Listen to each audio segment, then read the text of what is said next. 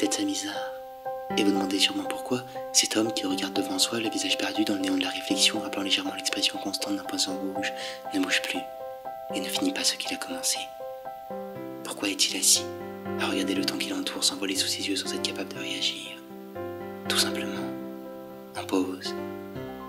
Mesdames, messieurs, laissez-moi donc vous raconter l'histoire de Robert Pollen.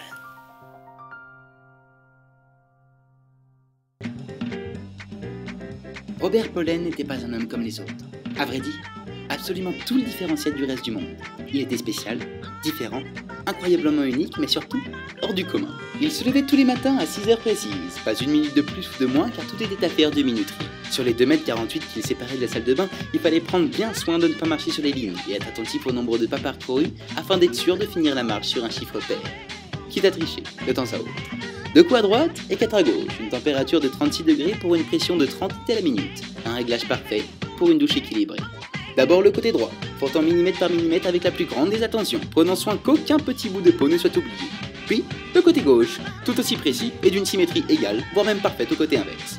À 6h12 tapante, Robert s'appliquait à faire disparaître les derniers petits plis qui habitaient son lit, et à revérifier le nombre de boutons que contenait sa chemise, 7 d'origine et un rajouté, pour un total de 8 qui le mettait de bonne humeur. Son petit déjeuner l'attendait en cuisine à 6h16, il ouvrait le pot de confiture en 2 coups de poignet pour étaler 4 petites cuillères sur 6 tartines de pain.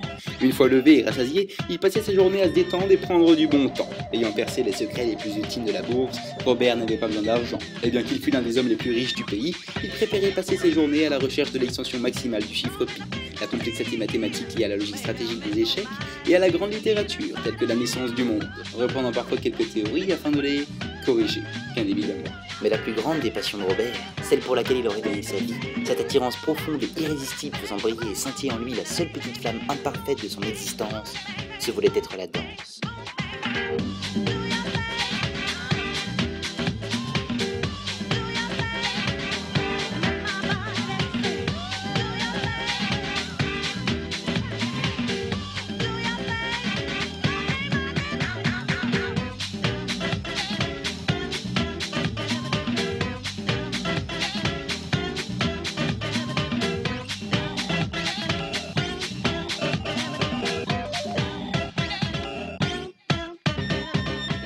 Mais cette activité était bien trop dangereuse à pratiquer. Contre toute règle mathématique, elle laissait le corps s'abandonner à lui-même, ne répondant plus alors au contrôle neurotransmettique et aux réactions chimiques du cerveau. Bien trop complexe pour réussir à en trouver la formule, M. Pollen préférait s'en tenir à ses chiffres. Il vivait alors ainsi, enfermé dans un monde calculé à la virgule près, dévouant sa vie aux règles et aux mesures. Respecte les règles et les règles te respecteront. Telle était sa devise. Cela lui apportait-il des problèmes? Oh oui.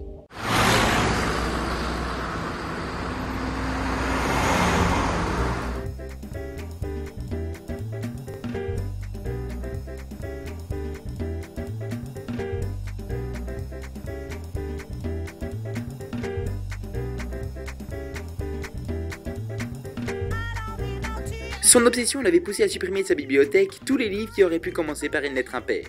Il ne gardait alors que les B, D, F, H, J, etc. Il prenait également soin que chacun de ses livres se termine par une page paire, arrachant alors les derniers mots d'une histoire pour s'assurer de son égalité.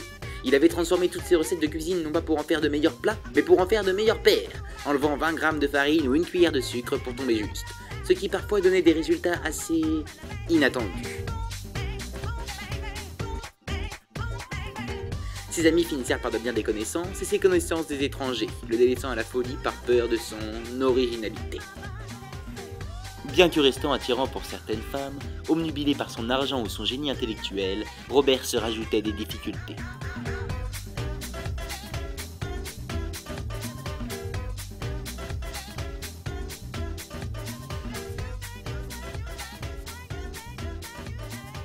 Mais plus le temps passait, plus cela s'aggravait.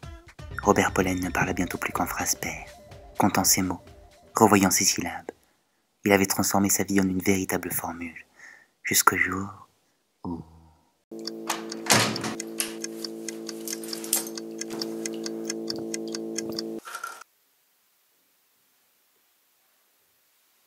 D'après plusieurs philosophes, et une étude longuement poussée dans la psychologie motrice, un TOC peut disparaître lorsqu'il place le malade dans une situation de crise, n'ayant d'autre choix que de se résoudre à le transgresser.